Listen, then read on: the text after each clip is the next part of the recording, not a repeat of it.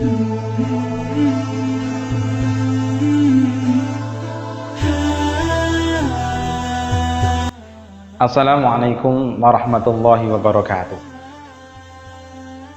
Anak-anakku semua, alhamdulillahirrabbilalamin. Pada kesempatan pagi siang hari ini kita bisa bertemu kembali, meskipun dalam kondisi yang serba terbatas. Kita bertemu secara virtual, secara tanpa langsung, tetapi semoga kebersamaan kita, semoga silaturahim kita tetap terjaga, dan semoga barokah dari majelis ini tetap sebagaimana ketika kita bertemu secara langsung. Ya, sebelum kita lanjutkan pada kesempatan pagi hari ini, mari kita awali terlebih dahulu pertemuan ini dengan memohon kepada Allah Subhanahu wa taala melalui lantunan ayat-ayatnya, melalui suratul Fatihah. Semoga dengan barokah suratul Fatihah ini Allah Subhanahu wa taala menurunkan rahmatnya, menurunkan hidayahnya, menurunkan pertolongannya kepada kita semuanya, sebagaimana Rasulullah ngendika al-Fatihah lima quri'atlah, bahwa Fatihah itu berfungsi sesuai dengan apa yang kita inginkan, apa yang kita niatkan. Maka semoga Allah memberikan segala kemudahan kepada kita semuanya.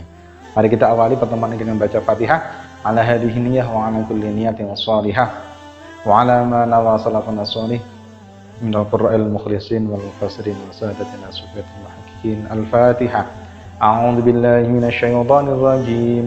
بسم الله الرحمن الرحيم. الحمد لله رب العالمين الرحمن الرحيم مالك يوم الدين إياك نعبد وإياك نستعين اهدنا الصراط المستقيم صراط الذين أنعمت عليهم غير المغضوب عليهم ولا الضالين. Rabbi ighfirli wa liwalidayya wa li jami'il mu'minina amin.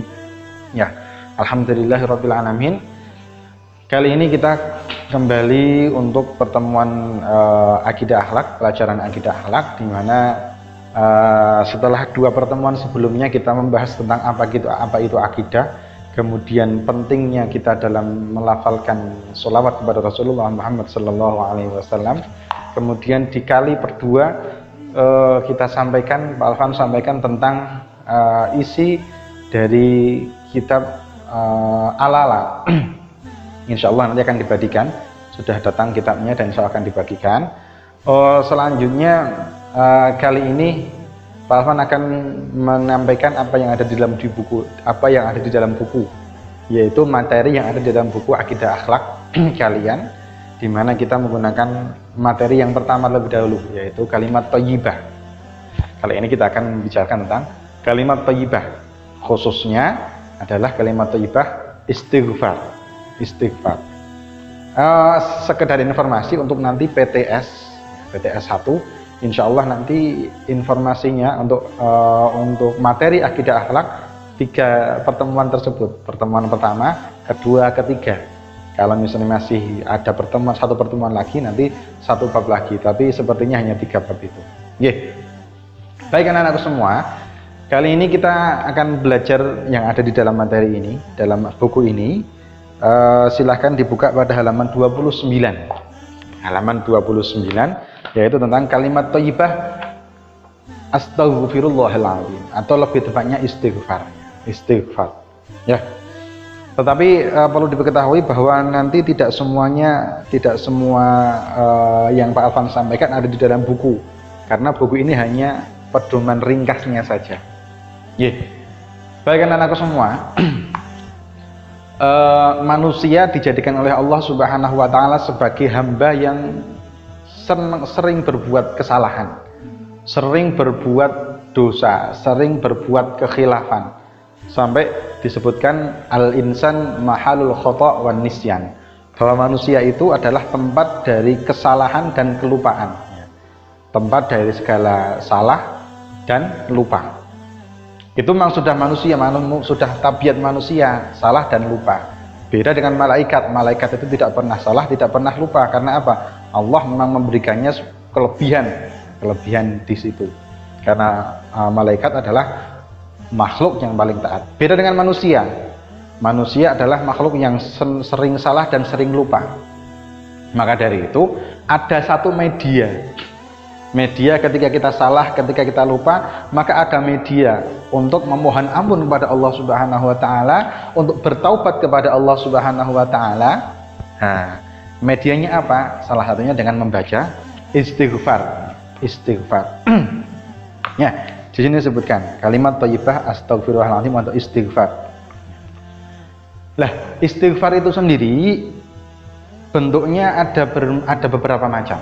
Ya, minimal yang Pak Alvan ketahui ada 3 macam, yaitu istighfar yang paling pendek, yang agak pendek, yang agak panjang, kemudian selanjutnya ada juga istighfar yang panjang. Kalau istighfar yang paling pendek yang sering kita baca sebagaimana yang ada di sini yaitu astaghfirullahaladzim, dengan artinya astagfirullah, aku memohon ampun kepada Allah al-azim, yang maha agung. Astaghfirullahaladzim, aku memohon ampunan kepada Allah, yaitu Allah yang maha agung. Ya, astaghfirullahaladzim. Ada yang lebih panjang lagi. Ada yang lebih panjang lagi. Astaghfirullahaladzim alladzi la ilaha illa huwal hayyul qayyum wa atubu ilaihi. Seperti yang kita baca setelah kita sholat. Atau ada yang menyebutkan astaghfirullahaladzim alladzi la ilaha illa huwal hayyul qayyum wa atubu ilaihi. Silahkan pilih salah satu, yang mana, hayyul qayyum atau hayyul qayyum, bisa semua dipakai. Ya, itu yang agak panjang. Kemudian ada istighfar yang paling panjang, yang lebih panjang lagi. Ini disebut oleh Rasulullah sebagai sayyidul istighfar atau tuannya istighfar, karena panjang. Bahkan disebutkan siapa yang beristighfar dengan sayyidul istighfar di pagi hari dan di sore hari, maka Allah akan mengampuni dosa kita selama 1 hari tersebut. Bagaimana lafadznya? Lafadznya adalah Allahumma anta rabbi la ilaha illa anta khalaqtani wa ana abduka wa ana ala ahdika wa wa'dika mastata'tu a'udzu bika min syarri ma sana'tu abu'u laka bi ni'matika alayya wa abu'u bi dzambi faghfirli fa innahu la yaghfiru dzunuba illa anta. Itu sayyidul istighfar. Nah, kalian di pelajaran ini cukup yang menghafal yang pertama, astaghfirullahaladzim. Mau pengen hafal yang kedua juga boleh, karena kalian sudah baca setiap ba'da sholat. Atau pengen hafal sayyidul istighfar yang panjang tadi, silahkan. Nanti bisa Pak Alvan kasih teksnya, bisa dihafalkan dan dibaca sebagai doa khusus kalian, sebagai doa rutin kalian.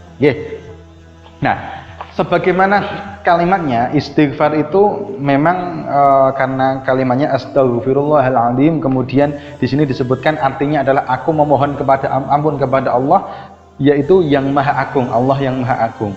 Maka fungsi dari kalimat istighfar ini, ya, kalimat istighfar ini fungsi utamanya adalah untuk kita bertaubat kepada Allah, untuk kita memohon ampun kepada Allah.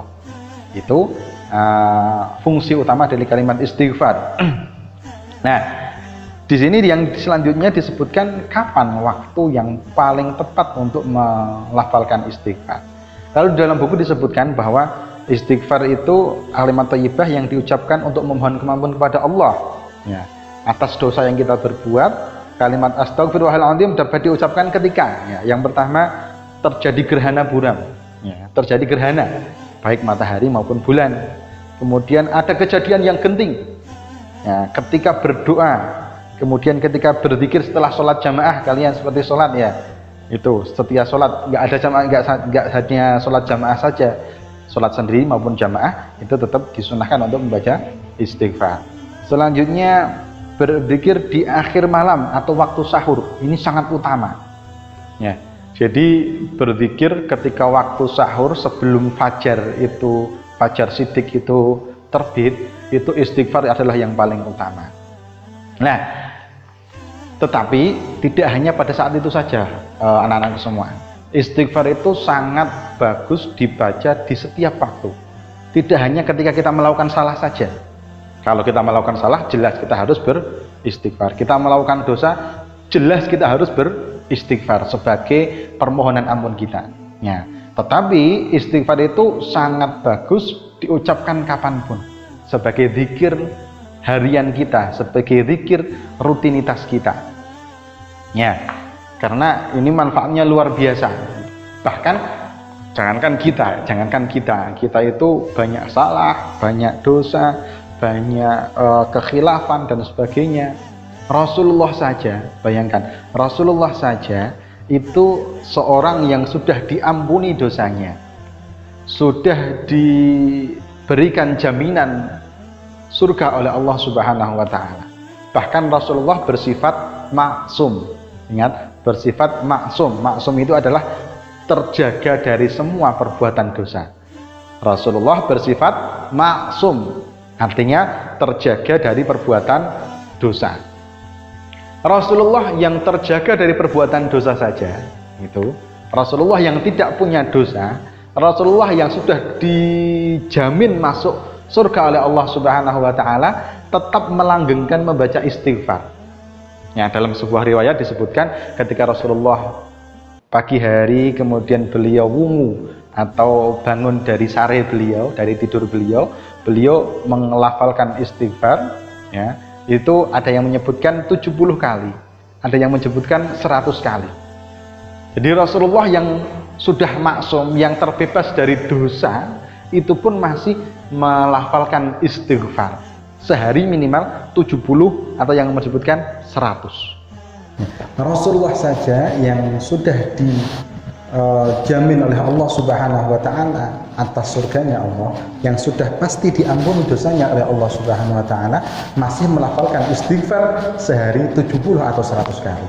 Apalagi kita yang banyak dosanya ini. Ya, maka dari itu kita pun dianjurkan untuk mendawamkan atau melanggengkan bacaan istighfar.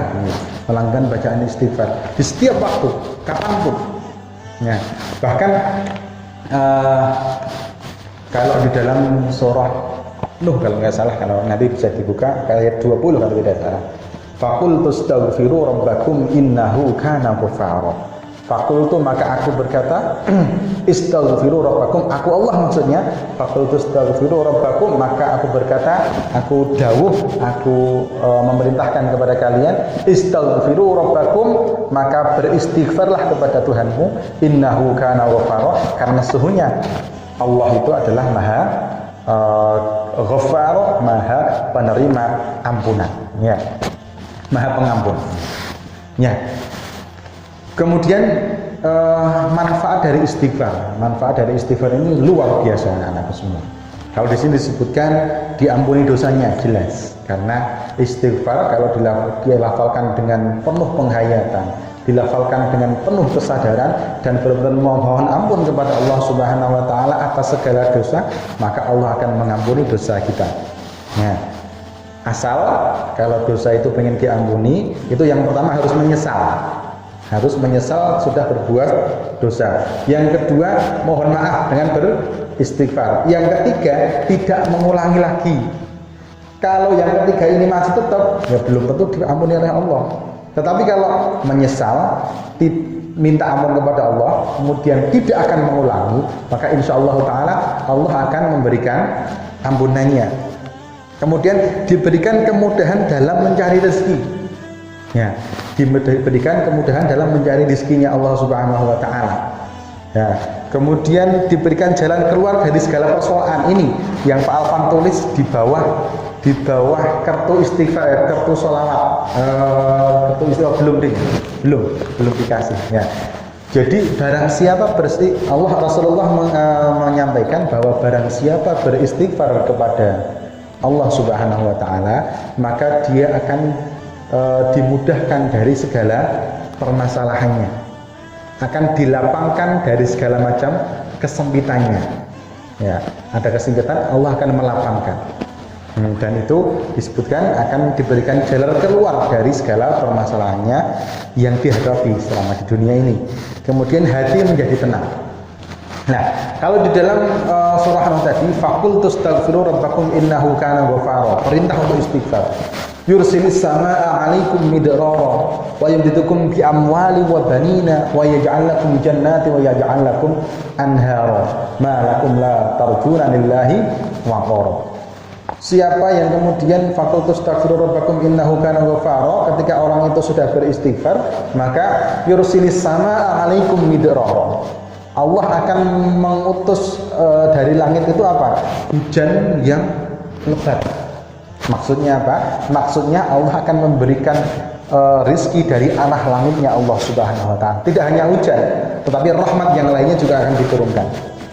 Nah, wa yumdidukum bi amwali wa banina wa yaj'al lakum jannati wa yaj'al lakum anhara. Dan Allah akan memberikan berbagai macam kenikmatan berupa anak-anak yang soleh, kemudian juga harta-harta yang berbarokah dan sebagainya. Ini manfaat dari membaca istighfar. Ya, ada salah satu hal yang perlu Pak Alfon sampaikan untuk mengakhiri ini sedikit saja, mengakhiri penyampaian tentang istighfar ini di zaman Imam Ahmad bin Hanbal. Imam Ahmad bin Hanbal itu adalah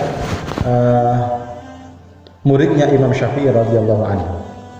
Imam Ahmad bin Hanbal itu di suatu ketika itu beliau kondisinya sudah sangat tua.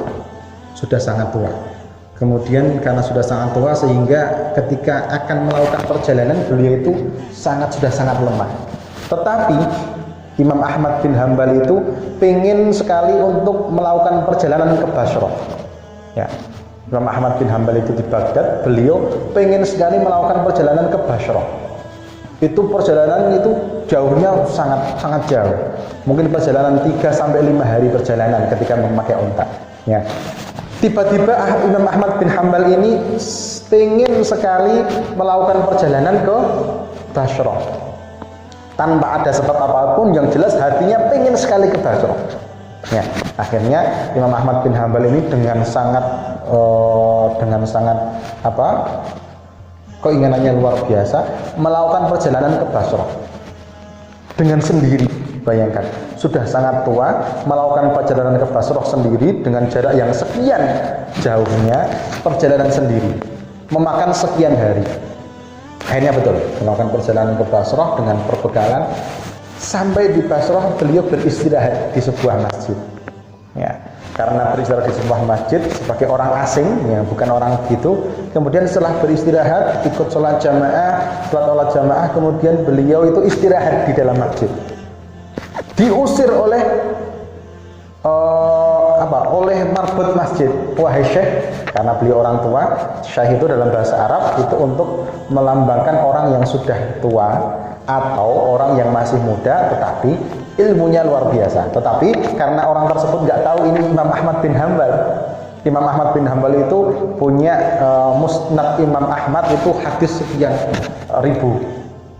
Nah, itu beliau hafal hadis dan sebagai salah satu imam madhab yang luar biasa, diikuti oleh banyak sekali orang di dunia. Nah, beliau disuruh keluar sama marbot masjid tersebut. Kemudian akhirnya beliau keluar setelah sebelumnya sebetulnya memohon, wahai marbot masjid, aku adalah orang tua yang melakukan perjalanan yang jauh, maka izinkanlah aku untuk beristirahat di masjid ini. Tidak, wahai syekh, kamu di luar. Hanya betul, beliau tidak menggunakan kemasyhurannya ya. Kalau si marbot tahu bahwa Imam Ahmad bin Hanbal ini adalah seorang imam, bahwa beliau itu adalah Imam Ahmad bin Hanbal, pasti nggak mungkin dia akan mengusir, pasti akan menghormati dengan luar biasa. Karena zaman dulu belum ada medsos, belum ada Facebook, belum ada Instagram, sehingga nggak tahu kalau ini Imam Ahmad bin Hanbal. Kalau misalnya ada, sudah dimuliakan. Ya, akhirnya beliau istirahat di luar masjid di dekat warung roti. Nah, karena si penjual warung tersebut merasa kasihan kepada Imam Ahmad, akhirnya dipanggil, wahai syekh, silahkan duduk di warungku. Anda bisa beristirahat di warungku sambil melepas lelah. Ya, betul. Akhirnya beliau beristirahat. Selama beristirahat, Imam Ahmad bin Hanbal itu melihat bagaimana si penjual roti ini punya kebiasaan unik. Apa kebiasaannya? Kebiasaannya itu ketika ngambil adonan pakai astagfirullahaladzim, kemudian mencampur adonan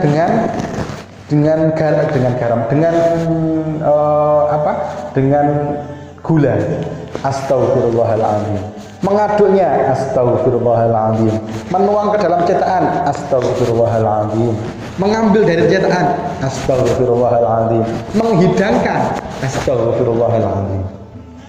Ada hal yang unik.